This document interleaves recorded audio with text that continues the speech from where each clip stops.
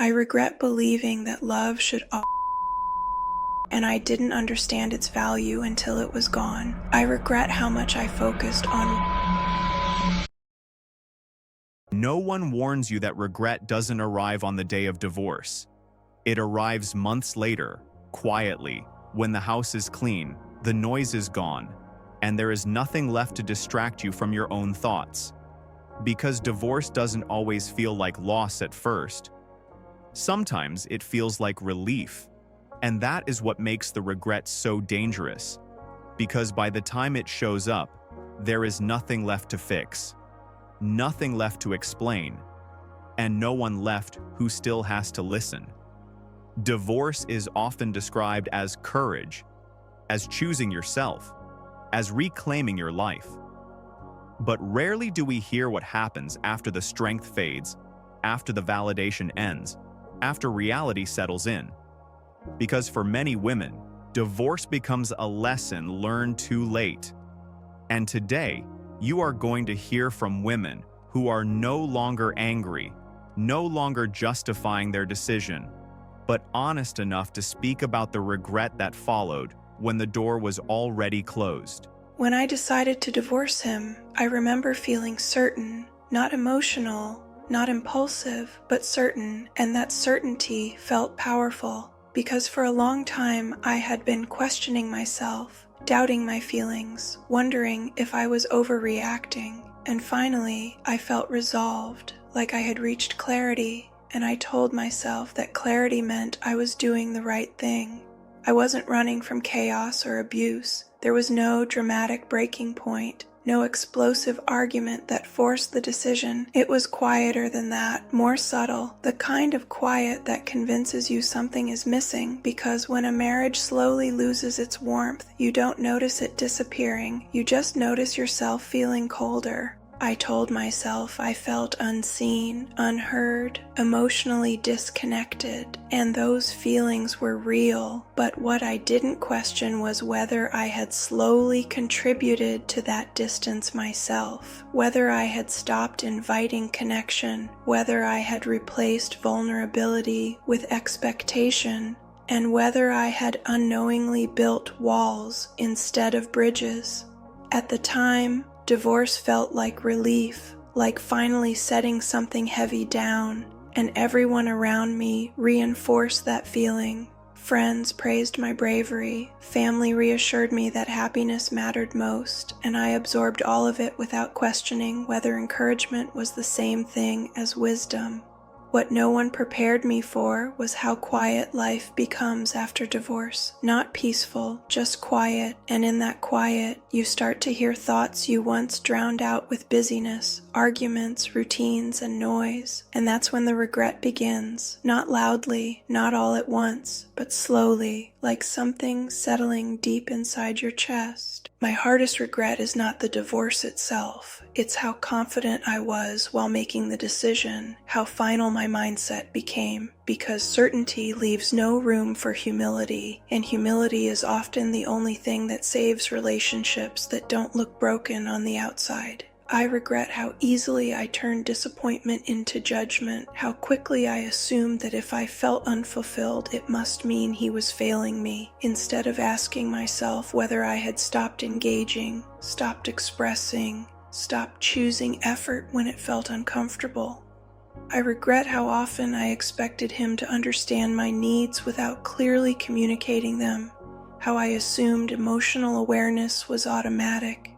And when he didn't respond the way I hoped, I interpreted it as indifference instead of confusion, exhaustion, or fear of saying the wrong thing.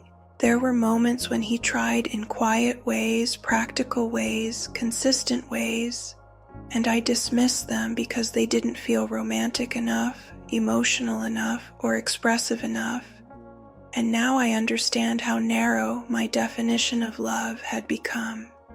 I regret believing that love should always feel emotionally fulfilling, validating, exciting, and meaningful, because real love evolves. It shifts from passion to partnership, from excitement to reliability, and I resisted that shift because no one teaches you how to respect stability when you're constantly told to chase feeling. There were evenings when he came home tired, sat quietly, and simply existed beside me, and I saw that as absence, as emotional neglect, as disinterest. But now I understand how wrong that interpretation was, because presence does not always perform. Sometimes it just stays. I regret how much I focused on what I wasn't receiving instead of what I was being given, because consistency doesn't feel dramatic, but it is rare, and I didn't understand its value until it was gone. Another regret that weighs heavily on me is realizing how permanent divorce really is, because while you are married, there is always the illusion of time, always tomorrow, always later, always another chance to fix things, and divorce destroys that illusion completely. Once the door closes, apologies become thoughts instead of conversations, explanations become memories instead of opportunities, and growth becomes something you do alone instead of together. I regret how often I chose pride over vulnerability, how often I stayed silent because speaking honestly felt risky, how often I avoided discomfort by convincing myself that leaving was strength, when in reality, staying and working through confusion would have required far more courage. I regret how much influence I allowed outside voices to have. Friends who only knew my side, social narratives that glorified independence without acknowledging isolation, and a culture that frames leaving as empowerment while ignoring the grief that follows. There is also a regret no one warns you about, the regret of becoming wiser too late, because divorce teaches lessons about communication, patience, and accountability that could have saved the marriage if learned earlier. I regret that the woman I am now, more patient, more emotionally literate, more capable of honest communication, is no longer married to the man who needed that version of me, and that realization hurts more than anger ever did. Some nights, the regret shows up unexpectedly, during holidays, birthdays, quiet evenings, moments of success, moments of sadness, because there is no one left who shares the full history of my life, no one who remembers who I was before everything changed.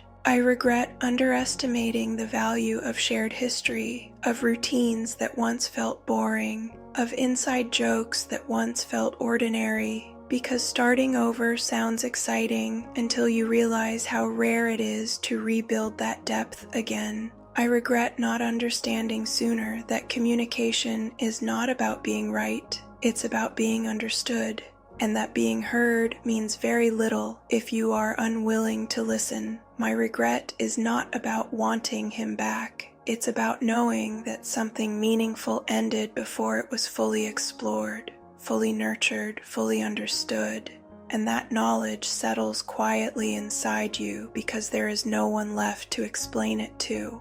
Divorce is not always the wrong decision, but regret often grows in the space between what was felt and what was communicated.